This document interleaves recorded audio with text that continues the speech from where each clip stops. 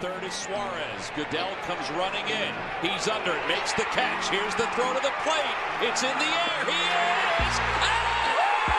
Cameron Red hangs on! Oh, man, what a play!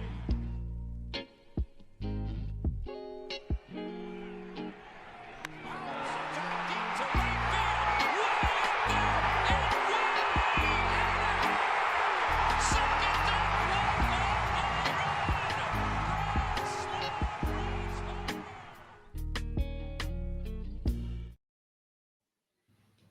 Okay, so we're doing this a little interesting. If you hear this, the Phillies are playing the Dodgers in the NLDS. We did not do an end of season video because it just didn't feel like, I don't know, talking about the same thing. But the Phillies wrapped up the 2 seed, 96 wins, great season. You got Trey Turner back on Sunday, which was nice. You got 2 ABs, grounded out in both of them. So, made contact, got some timing down. I honestly did not watch the game. So I don't know how he was moving up the line. I'm assuming not much. I mean, you saw it. I was there. So one was pretty routine. Okay. At, the usual, not jog, but like assume that you're going to be out. But the one, it was like a chopper. And he was moving. If you put somebody in the stands and said, hey, how is this guy running? They wouldn't be like, oh, he's been out for a month with an injury. Okay. Well, that's good, I guess. And then another thing I think a comment I made on the last episode was like no one in the starting rotation was really dominating at the time we talked. It was a lot of like 4 runs over 6 innings, stuff like that. Well, pretty much everyone had a quality start to end the year, which was really good to see. A lot of guys in the bullpen started to look better too, especially Kirkering. And, Duran's kind of got this little homer thing going now. Thankfully, they've pretty much all been, or not pretty much, I think they've all been solo shots, which has been nice. It hasn't totally killed them. I actually think, no, they lost the one. I was going to say, I think they've actually won every game. He's given up a home run, but they lost the Marlins one. Can't remember which other ones, honestly, have happened. But end of the day, going to be with everyone but Zach Wheeler, and it's a big loss, but you're as healthy as you can ask for outside of that. You're going to come in. Now, it's not because you made some trades, but pretty much 25 out of the 26 guys you would want are going to be here, right? Yeah, so you can't really ask for anything better, but that's kind of that on the regular season. So we are doing this on Wednesday. The Dodgers have a 1-0 game lead. They beat the Reds pretty good last night, 10-5, but it was 10-1, 10-0. It was the bullpen kind of, the bullpen kind of gave up some runs late. They looked good. Ohtani hit 2 home runs. Blake Snell was really good. As long as the Dodgers win tonight in game 2 with it's Yamamoto, right? Yes. Okay. If that's Yamamoto versus Zach Littell. Oh, did Lodolo pitched on like Sunday, didn't he? Nope. Lodolo has not pitched since last Thursday, I believe. Unless he pitched in relief, his last start was Thursday. Okay, I think he actually did come out of the bullpen at some point on Sunday. I have the app open. Interesting. I wonder if they're using him in a bullpen role for this series. Interesting. I think that's what Francona said, but unless he pitched on Sunday and I missed it, I don't know how you're down 1-0 and you send – you don't even move Abbott up a day. You send Zach Littell. Yeah, he's probably your 4th best pitcher. Yeah. Lodolo pitched an inning, 26 pitches, 1 run on Sunday. It's practically a bullpen. Yeah. Interesting. Really weird. Yeah, Hunter Green, he's never going to live down that video of him on the mound doing the whole prayer thing at Dodger Stadium now after he got belted. Ohtani got him good. But we're going to assume that the Reds, we hope they take it to 3. But if they don't, Ohtani is slated to start Saturday at Citizens Bank Park. That game, this is another thing I don't understand. So if the Red Sox win, the Phillies game is at 6. If the Yankees win, the Phillies game is at 6:38. I don't know how that has anything to do with anything. Because both those teams are in the same time zone. So why would you have to change the start time to their game? I don't know. I'm super confused about that, but that's what I saw on Twitter. Yeah. I don't get it. Right now, the Red Sox have a 1-0 lead. That game, second game just started. Yankees are up 2-0. Okay, so that might go 3. The Dodgers have looked good yesterday. I think the Reds also stink.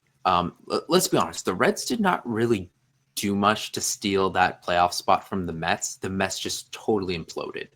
The Reds just kind of got lucky. I think they played like season series over. They played like 500 or borderline 500, like through September. It's not like they got blazing hot like Cleveland did. Like they were just like treading water, and they beat, like you said, they got lucky with the tiebreaker. They beat the Mets on. I saw a box score that was going around Twitter. There's like a game in July that the Mets starter went like 5 innings, 1 run, and then they brought in a reliever that I never heard of who gave up 5 in an inning. I'm pretty sure they played the weekend after the All-Star break. Maybe. Because I think it's when Pagan, the Reds closer, like went on this crazy post-game interview and was like, yeah, we're trying to tell the front office to buy. And I don't think they actually – they got Brian Hayes. My bad. Yes, they did buy. But yeah, I don't know. That's the Reds for you. So what I'm trying to say is, I guess like the Dodgers in their stadium with their cajillion dollars invested into this team, beating up on these wide-eyed Reds is not like I shouldn't be overreacting to it. I guess is the way to put it. Like this was kind of expected, in my opinion. I thought the Reds had a starting rotation that they're not even using tonight, apparently, to make this interesting for the Dodgers and maybe the Phillies if they won this. But I didn't think their lineup would show up, and I didn't think their bullpen would show up. And it's kind of been a combination of all three through the first game. We'll see how that tonight and maybe the next game goes. But I just think that, the Dodgers were going to steamroll them. It was wishful thinking maybe to pick the Reds. I think you were just hoping Hunter Green would go crazy and Nick Lodolo would go crazy. And that one, that didn't happen. And 2, it doesn't look like it's even going to be an option to happen. So that is what it is. But when we look at the Phillies and the Dodgers this season, Phillies win it 4-2. The Phillies held the Dodgers lineup in check for a lot of it, especially in Citizens Bank Park, outside of the one game on Sunday where Teoscar went crazy with a couple home runs, and the Phillies still came back and won that game. But in 5 out of the 6 games, the Phillies did not touch the Dodgers starter. And the one where they did was the Glasnow game where it started raining, that Sunday game. And pretty much half of the runs put on his line weren't even his fault because the bullpen guy gave up the grand slam to Castellanos. So my concern going into this would just be the Phillies getting in holes against the Dodgers starting rotation because they can't hit anything and the Phillies starter gives up a couple runs. Now, I think maybe you could get him back on this bullpen, but I'm a little worried about what could happen with the Phillies versus the Dodgers starters. Yeah, the Dodgers starters are really good, especially if Snell is, pitching like he did last night in Game 1, 6 innings. First time he went 6 innings in the playoffs in his career. Through those 6, he didn't give up a run. He had 9 strikeouts. He gave up 1 run in the 7th before they pulled him, but he was, pretty dominant. And all things considered, he's their number 3. And again, take it with a grain of salt. I don't think the way that we expect this series to go, the way for the wild card, the way Game 1 went, and how we expect tonight to go, it's not going to change my opinion on the Dodgers. We know what they are. Blake Snell having 9 strikeouts against a team that has Austin Hayes hitting cleanup isn't really going to sway me one way or the other. Gavin Lux is on that team. I was going to say, is Austin Hayes the only guy who's played in the playoffs on that roster and with us last year? Yeah, but my biggest concern with that is not the Dodgers getting hot, but the Dodgers waking up because we know what the expectations were all season for them. Obviously, the payroll is ridiculous. If you looked at sports books at the beginning of the year, the odds for them to win, 110 games or more, they were not that far off from even.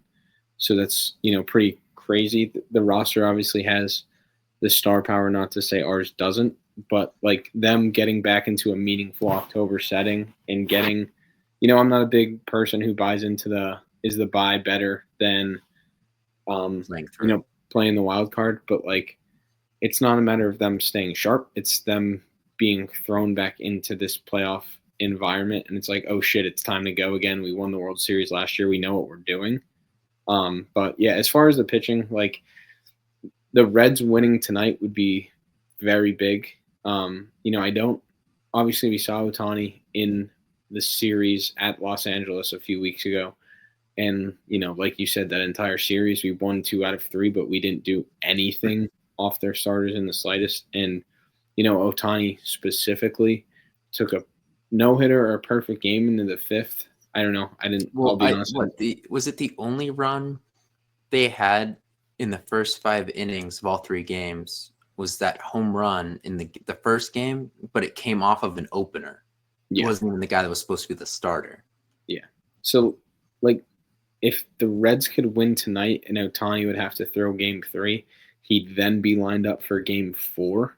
Mm-hmm. So, not that if the Dodgers win tonight, you get him game 1, and then with the off days, they might, depending on how the series goes, you might bring him back for game 4. But if the Reds could win tonight, you minimize the opportunities of Ohtani pitching. Not that they're short on anything else. You still get Glasnow game 1, Snell game 2, Yamamoto game 3. Like, there's still 3 studs at the top of that rotation. But obviously, minimizing the opportunities for to see Ohtani would be very big. I think it's going to be interesting. One of the keys to that series, to me, Glasnow and Snell have shown, tendencies throughout their career to be extremely erratic, work high pitch counts. Snell's always been a high strikeout guy, but you look up, he's at 85 pitches through 4 innings. They've always been 5-inning guys, yeah. And you're not getting a lot of length out of them. We saw it in the series when we were out in LA. We saw it last night, how the Reds, that sorry Reds offense, put up 5 against them. Like, if you have to draw a fine line because you don't want to let these pitchers settle in, but you want to work counts against the team that has the 21st ranked bullpen ERA in the regular season. Like, with how that roster is constructed, if there is a weakness, it's the bullpen. So, these guys that have historically high pitch counts throughout their career, they don't give length, but they strike out a ton of guys. If you're able to work counts and, not be passive, but pick your spots and get to those bullpen, early and set the tone where all of a sudden it gets to a game 3 and Yamamoto has to go 7 innings because their bullpen's taxed. Like, if you could do your work early in the series against these starters that have shown tendency to be erratic, you're putting yourself ahead because their bullpen is not good. It's not like a San Diego team where Mason Miller's going out throwing 105 like he did today in Chicago, getting 5 strikeouts. I don't want to derail this, but like the Padres honestly scare me the most out of any team in the NL because of that. Because we know the Phillies kind of struggle to score early, and they do a lot of their damage against bullpens. Like, that's the one team actually that I'm like totally against playing. Yeah, so like it's you don't want to just like be stagnant against these starters. Like, I don't expect what happened in LA 2 or 3 weeks ago to work for them in an NLDS type of setting. But especially like our starters were really good there, but LA has the 4th highest OPS in the league off lefties. I don't know what our rotation is going to look like. Obviously, it's Sanchez game 1. I'm an advocate for Luzardo in game 2. But then I was going to talk about that, but yeah. Depending on how those games go and what your record looks like after those 2 games at home. Is it, we need the guy we trust the most, and at that point, I don't really know who it is. If it's Suarez, because Suarez hasn't had a great end of the year. He got hit with that comebacker in his last start of the season, whereas Nola's last start of the season was vintage Nola. I know it was a bad Marlins offense, but he gave you 8 innings, 1 run, and it was only a solo homer in Nola fashion. But 5 2/3 of those 8 innings were perfect. So like, I don't know if you go up 2-0, you might send Nola out there. You might send Ranger. I don't know what the rotation looks like, but like LA's roster, their pitching side lines up well for how the Phillies like to operate, score runs late against a bad bullpen. But with who our best 3 starters are on paper all season, the lineup for the Dodgers does not necessarily, bode well for us. Yeah. I guess Jack Fritz was talking about this. Let Luzardo pitch at home because he seems to feed off of the crowd. His splits are much better. Yeah, and he's also not a guy who has a lot of playoff experience where Nola and Ranger do, where you can trust them more in a road environment. So obviously Sanchez is your game 1 guy, but I think Luzardo pitching at home is a big thing. And then, because then would also line him up to pitch game 5 at home if needed, right? Yeah, and I read Matt Gelb's article today, an interesting wrinkle, which he touched on with the off day and how the bullpen sessions would line up. It seems like the Phillies are taking an approach of, he mentioned whoever the game 3 starter is will be available out of the bullpen in game 1. Okay, because Jack Fritz I was listening to WOP on the way home, and they brought that up about Ranger being a thing out of the bullpen for game 1. So if that's the case, if you're, obviously if whoever's 3 and 4 in that case, like we touched on it earlier, maybe even the last pod, but with the way the off days line up for the NL this year, you don't really need a 4th starter for the NLDS. Yeah. So, the debate between Ranger and Nola, assuming that's the debate for the 3 spot, like they'll both be available out of the pen for game 1. So depending on what usage looks like, I don't know. But Gelb did say that the game 3 starter is available out of the pen in game 1. So, we've seen Ranger do it before. We haven't really seen what Nola looks like out of the bullpen. I'm not confident his stuff will really play up, although he was hitting 93 in the later innings his last start, which isn't a big number for a bullpen guy, but it's a big number for Aaron Nola at this point in his career especially. So, I don't know. Maybe everyone's just starting to get amped up for the playoffs and throwing harder because Luzardo's velocity graph is pretty crazy in terms of what it looks like. But I think it should be pretty certain that Sanchez and Luzardo are your games 1 and 2. And Luzardo's done it in the playoffs before at our stadium. Like the Marlins wildcard game, he did pitch very well in game 1.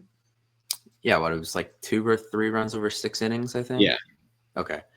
Yeah, I mean, I trust him more at home too.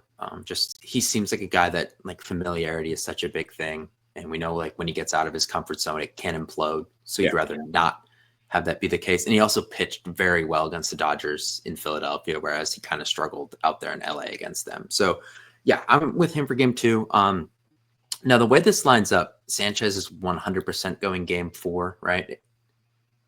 Okay. Yeah, because I mean, in my opinion, because that's either I think that makes the most sense because you're either up 2-1 and you could go for the kill shot with your ace, or you're down 2-1 and you need, if you're going down, you want your best on the mound. And then it would line up that Luzardo, the guy who we just said is so much better at home, would be your game 5 guy at home. Yeah. I don't think Taijuan Walker is going to make the playoff roster. We'll see. But game 3 lines up where it really just feels like some crazy combination of Nola, Ranger, and Buehler Maybe they piggyback him. Yeah. Yeah, I don't know if they're hesitant to throw Bueller against the Dodgers. I don't know if they feel like there might be something there. We'll see. Yeah. He's looked good. Now, the numbers have been a little overachieving, I feel like, but as we kind of talked about with him, like he's a dude who's done it in the playoffs. I think he has to be on the playoff roster. Oh, well, you don't sign him in the middle of September for him to not be on the playoff. Yeah, I think he's got to be here. And Nola 100% is going to make it. There's no reason to carry all three of Bueller, Walker, not Walker Bueller, but Bueller and Walker and Nola. So I would think that Walker's the odd man out in that situation. I know he started coming out of the bullpen this year, but my God, if he's ever in a playoff game, we'll go insane. So I think you're getting. I think they'll try some kind of piggyback system where maybe Ranger's the piggyback guy for game one if needed. You hope that doesn't happen. Maybe it's Bueller in game two with Luzardo, and then it's Ranger again in game three with Nola.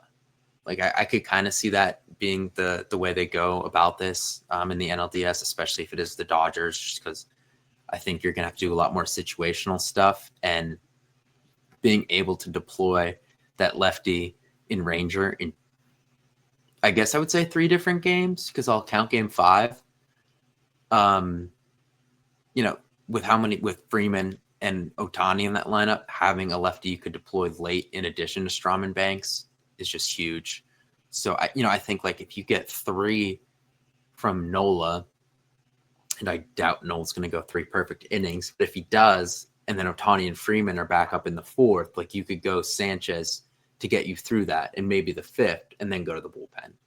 So I think there's a couple different ways to go about it.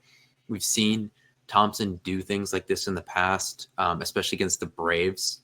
Game 1 in 2022 was very much like that, as was game 1 in 2023, and he won both those games.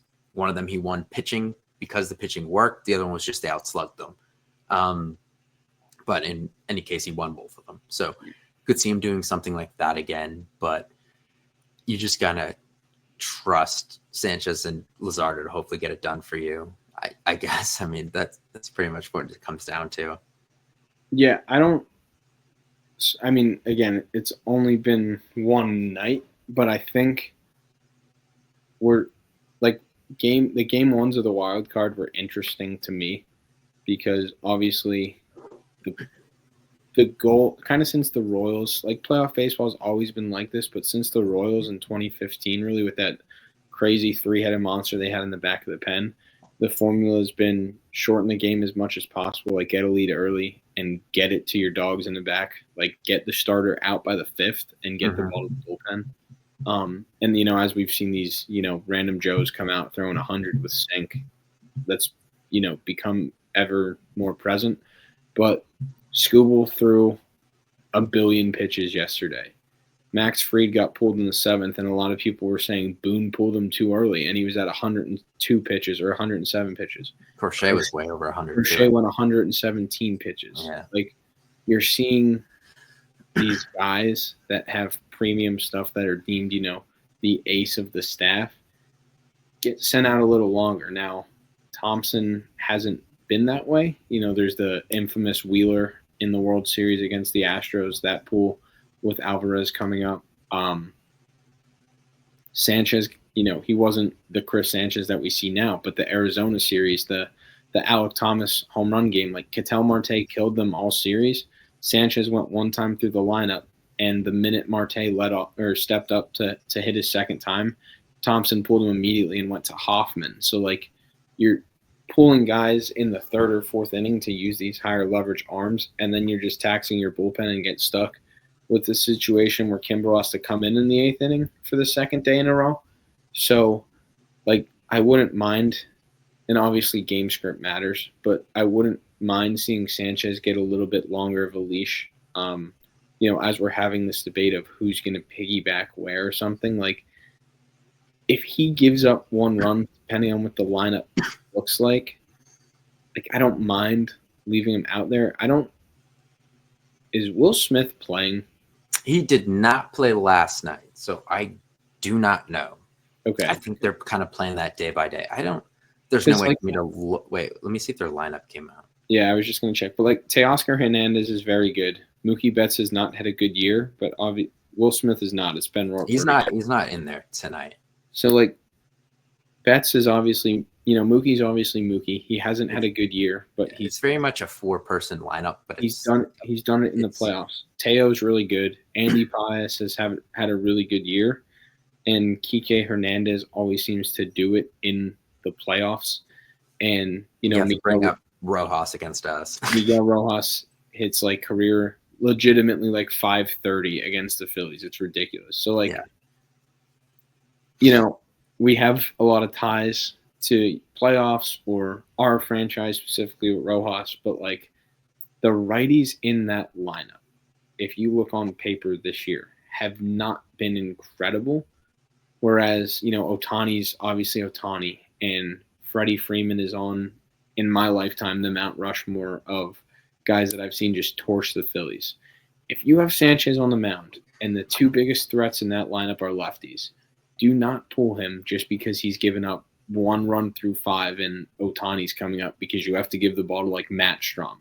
That's bullshit. I don't want to see an early hook with Sanchez because we've seen it the last 4 games on day 1 of the wild card. Like the lefties stayed in Skubal and Crochet and they got rewarded. And the lefty got pulled for the Yankees because Rob Refsnyder was coming up at the top of the order with a guy on base, and he pulled Fried and went to a righty, and Weaver immediately walked the bases loaded and gave up 2 runs to lose the game. Like, obviously that's not, the set in stone rule, but we've seen 3 instances in the first 4 games of, managers handling their lefty aces differently, and the 2 that stayed in worked, and the 1 that went to analytic matchups did not. No, I mean, I think at this point, Thompson has enough playoff experience under his belt where he could analyze everything he's done and make adjustments. 2022 is very much on the fly, and he pretty much pushed every right button up until maybe that game 6 of the World Series. And then we know 2023, he made some mistakes with pinch hitting situations and defensive stuff, and too much Craig Kimbrell. And then last year, I thought he pretty much did everything he could. Those guys just didn't play well. Yeah. So, I hope. So I think by now he just has enough to know. The only gripe I have last year is sending Hoffman out for the wraparound inning. Yeah. But again, I think you're up 1-0 in an elimination game on the road. Like, Hoffman was an all-star, a top 5 reliever in the league last year. Like, hindsight's 2020. In the moment, I wasn't like, what the hell? But after the grand slam, I'm like, well, those were Hoffman's runners. So, like you said, I think 2023 was really the only blip in the radar for Thompson as far as the way that he's managed things throughout the playoffs. So I think he has a good enough feel now for how he wants to go about things. Yeah. So let's talk lineup. Trey Turner's going to be back. Rob Thompson was on WIP this morning. He really made it sound like Alec Boehm is going to back cleanup, which has been the disaster we've seen in the playoffs the last 2 years. 1, let's talk cleanup. And then 2, how much are you going with these platoons? Like Sosa for Stott. Is Stott's all-around game just too valuable to take out of a playoff lineup? And is Weston Wilson really that much of an upgrade over Kepler / Marsh in left versus a lefty? Is just what Kepler and Marsh could bring defensively, Kepler with some pop, Marsh with some speed. Is it more than hoping that you can get a hit from Weston Wilson? Yeah, I personally, I'll start with the platoons. Obviously they've worked for September. I'm good with it in the outfield. I don't think that they should be quick to yank Stott, especially looking at it. Like, Snell's tough, sure, but like, I don't know. I think Stott's shown that he's been able to do it in playoff moments against tough arms. Now, granted, I don't remember who the Marlins grand slam was off of exactly. I want to say it was a lefty. I don't think it was Tanner Scott, but I'll remove that one from the record. But Strider, the hit off Strider in the NLDS in 22, and the triple off Edwin Diaz last year. I said this earlier in the year. I was fine with the platoon for Stott in the regular season, but the playoffs, I have a longer leash with him just because he seems like a guy to me who is able to slow the game down in a big moment in the playoffs and give you a good at bat. Sosa, I think, is the opposite. I think he's so energetic and feeds off the crowd so much that if you put him in a big spot in a playoff game, he's going to start swinging out of his shoes. Now, we bring it up a bunch, the fly out off Framber in the World Series. That was a good swing. Yeah. And, 1 foot to the left, it's a 3-run homer. So, he's shown the ability to put good swings on lefties in the playoffs. But, I just trust Stott more with the swing decisions and to make the right decision at the plate and work the better at bat. Kind of going back to my point about getting to the bullpen sooner. Sosa is much more liable for a 3-pitch strikeout on 3 balls to me than Stott is, especially if these starters aren't going to be around the plate. So Stott has a longer leash in my book. I don't love the idea of Weston Wilson, but I don't have numbers to back this up. I just feel like he swung the bat well this month. He's had big hits in big spots in these games, driving in runs, it seems like. So, I'm not going to be like, holy shit, let's pencil Weston Wilson in the 6th spot the game Blake Snell starts. I'm not jumping there. But if it's you start Marsh, you start Kepler, you start Bader, or you start Marsh, you start Castellanos, and you start Bader, and it's the 4th inning, you have 2 guys on base, and Snell's on the mound. I don't hate pinch hitting Weston Wilson in that spot for a Brandon Marsh. I'd rather Marsh start, but I think Weston Wilson has kind of earned the trust to be, a pinch hitter off the bench sooner than 8th inning desperation time. I think he can work that way. Let me reword this a little bit. Has Otto Kemp worked himself ahead of the equation before Weston Wilson? Do you think Otto Kemp's going to be on the roster? Yes, because Rojas is not making it due to an injury. So you don't think? I guess. Yeah, the entire bench is going to be righties. He would be the 5th outfielder then, Kemp would, because it'd be Marsh, Kepler, Castellanos, Bader, and Kemp. Okay. I don't know. I'd be surprised, or I'd be curious to see which one would come off the bench first. I really don't know. I think Wilson's had better swings the last month, but Kemp's also been swinging it better after he cooled down a bit in the summer. I'll say I feel better about the bench options than I did with Jake Cave or who was a joker last year that hit the home run in London. I can't think of his name. Dahl? Yeah, David Dahl. Dahl. I don't think he made the playoff roster. No, I don't either. But as far as bench options, I feel better about Kemp and Wilson. As far as lineup, I don't love Bohm hitting 4th, but Bader's been so good. He was your deadline bat, but he's not a 4-hitter for me. I want Bader either 1st, but Turner's back, so I want Bader 6th, like I said last time, deep in the lineup a bit. He hit so well back there. So I guess that leaves your options is what? You're not going to go Kepler or Marsh because that'd be 3 lefties in a row. So that leaves both you of with, them are just really bad against lefty pitching too. Yeah, that leaves you with Schwarber or JT in terms of regular righty, Bohm or JT in terms of regular righty. So we've seen JT there before in the playoffs. 22, he was there, and like that lineup was really good. But you also had Reese then to deepen it a little bit more. So like, I'd probably prefer JT, but he's like, I don't know. It's 6 and 1/2 dozen the other because like probably JT because he can, if there's guys on like the corners with 1 out, JT has a better chance to leg out a double play than Bohm does. Yeah, he's really slow. Hate him. Which is a sad resort to go to when you're talking about cleanup hitters. Which one can Yeah. get me out of a double play more? That's pretty sad.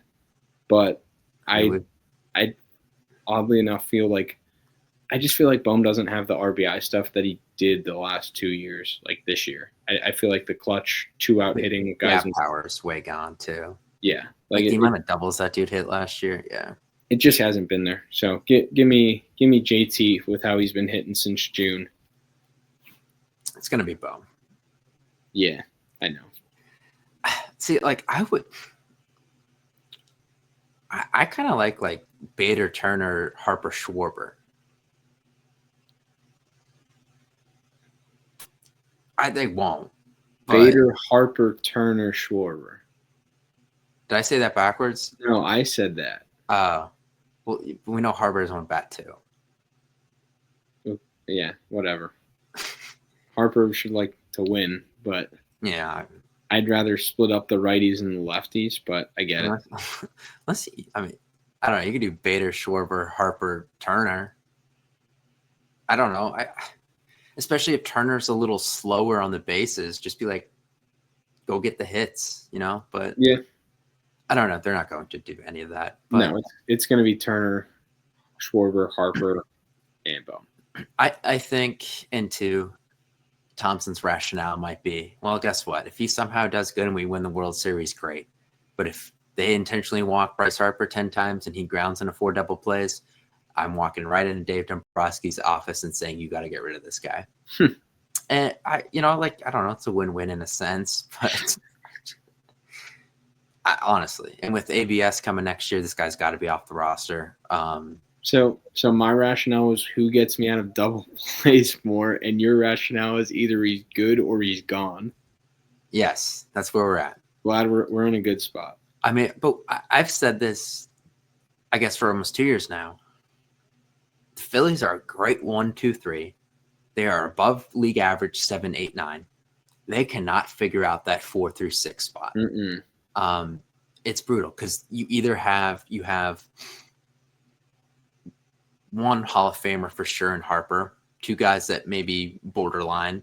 So you have 3 like elite players starting, and then you have like above average role pieces in guys like Stott, JT, Marsh, Bader. But you don't have like those good players in the middle. And it screwed them the last couple of years, I feel like. And it just feels like we might, unfortunately, be headed down a similar path unless a couple of these guys just play way over their heads for 3 weeks. Yeah, I mean, it's all about getting hot at the right time. And, you and I have at least talked about it off. Like, Harper and Schwarber really haven't been hot lately in the slightest. So, like, if the hot streak were to come now, that'd be awesome. Be great. Bader has cooled down a little bit. JT has come back to earth. Marsh has also. So, like, hopefully they're gearing back up. I think, like, it's going to be really important for them not – because, like, the Dodgers starters are purely strikeout starters. They're not pitch-to-contact guys. So, like, if you have 4 or 5 strikeouts in the first 2 innings, like, do not start, like, straying away from whatever game plan. Like, don't flip the panic switch immediately because the Dodgers rotation is purely designed to strike guys out. Like, if you look through the K per 9 guys on that rotation, like, Snell has always been like 12 strikeouts through like 5 innings. And Yamamoto's probably like the lowest strikeout guy on that rotation. He still racks up like 7 or 8 a start. So like they're really good at missing bats, and like they give up home runs too. Like it's going to be the give and take, and they just have to stick to it and chip away until they can get to the bullpen and really do damage. Yeah. Okay, this has gone on long enough. So let's throw out the NLDS preview. The Phillies having home field advantage in this is huge. And I think it's also great that out in Dodger Stadium is a place that they've had now not this exact team, but they've had success with in the playoffs before. They won 2 or 3. What's up? They won 2 or 3 weeks ago. They have success. Well, and I was about to say this team in the regular season has had success out there since 2022. It's funny, for a while, those places they did not play well in, but kind of since this team got good, they have played well out there. Bryce Harper seems very comfortable out there. Schwarber seems comfortable out there. Turner played there, which I don't think a lot of people remember. So, I like that better than Citi Field. Yes. I think this goes 5, and it's gonna kill me. But I think they luck out and win this in 5. I think Sanchez is gutsy in 5. I think DeBron, maybe we get 5 outs from him, and I think Castellanos, of all people, has a big hit late in that game. I will say Castellanos has like the highest OPS in NLDS history. Wow. Did not know that. Doesn't Harper have the most home runs in NLDS history? I don't know. I know Harper's OPS is like top 5 all time in playoffs. I know Schwarber has the most home runs as a left-handed hitter in the playoffs. And I'm pretty sure they showed the graphic last year. Castellanos has the highest OPS in NLDS history. Because he had a good series last year against the Mets, and I think a lot of that is that 2023 Braves series. I was gonna say he smoked Strider and got like scalding hot that series, and then like his numbers in the NLDS are crazy. So like that's not as outlandish as that seems for a prediction for like the guy. Like I don't think it's as crazy as you think. Yeah, so I think we win game 1. Drop game 2. I think. Oh wait, Sanchez is going to pitch game 4. Okay, so Luzardo game 5 at home is what I meant to say. Maybe they win in. I don't know. I'm just going to say it's 1-1, like 1-1-1-1. So they get 1 in LA and bring it back for 5. I actually think they win game 3 and lose game 4, which would drive me nuts. But I think you get enough from Luzardo and get some middle relief. I think what their plan would be in that situation is trust their lefties, like Luzardo, Strom, Banks, Duran for 5 outs is what I think would be the recipe there. So yeah, I'm not going to pick them to lose. Not with the home field advantage, not with how well they've played against the Dodgers. And they're playing a lot better ball than they were going into last year. Last year they were stumbling in, and the Mets were just insanely hot. And it seemed over before it started. Yeah. I think this is gonna be a battle. This is the 2 most talented rosters in the sport, probably. It's gonna go to the wire, but I think them being at home and having the better bullpen is gonna prevail here. Yeah, I was also gonna say in 5, but I will be different. I think. Like you said, they're not stumbling down the stretch like they did last year. They're playing good. I think it wasn't, the walk-off home run we've been looking for, but the walk-off in game 162, I think that, as small as it is, you're 2 weeks, a week and a half removed from it. Like it's a good last taste in the mouth before the playoffs begin. I think that like might energize them a bit. They've played meaningful baseball for the most part to the wire. The division wasn't clinched until 2 weeks ago, and they were really still fighting for that home field advantage all throughout until the second or third to the last day of the season. So it's not like they've been kind of mailing it in like they were last year through August and just trying to tread water. The starters looked really good the last week of the season. I'm going to say Phillies in 4.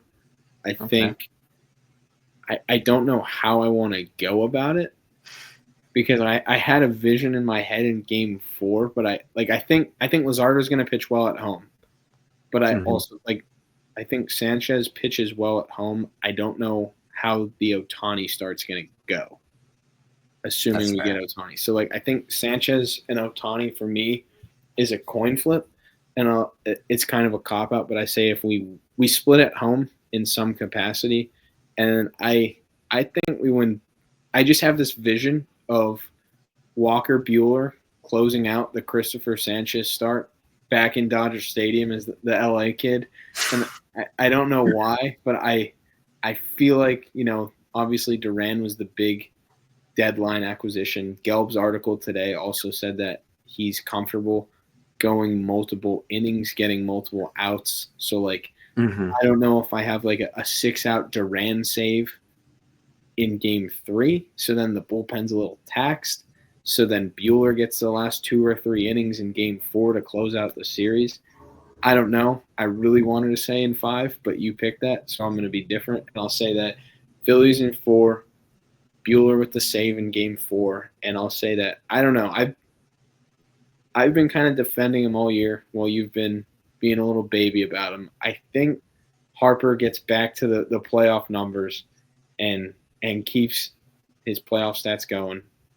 The articles about him and everything, I might just be drinking the Kool-Aid, and saying what I want to happen, obviously. But I think we're in for a big Bryce playoffs. So it's funny you said that. I was about to tell you, he hit a home run tonight. Yep, there we go. Perfect. Off Walker Buehler. Well, I got one half of the vision right. So there's that. Yep. Yeah, you know what? They have to win this. And honestly, if they win this, I feel like they have a very good shot at winning the World Series.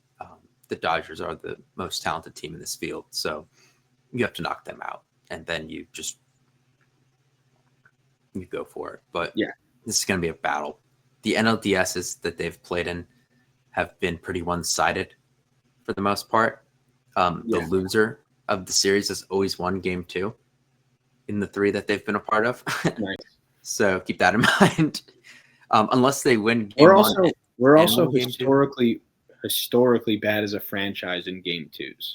Yes, they were really bad in 2022. They actually lost every game 2, not counting the wild card round. But going back throughout the franchise's history, they're I know they lost game 2 in the 08 World Series. Yeah. They lost it in 09 too because they were up 1-0 on the Cliff Lee start. Yeah. Yeah. Yeah, historically not a good. So if they win game 2 after winning game 1, that really tells you something. Yeah. So let's hope they do that. All right. I don't know what's going to happen next time you hear from us. It's going to go one of 2 ways. So, oh well.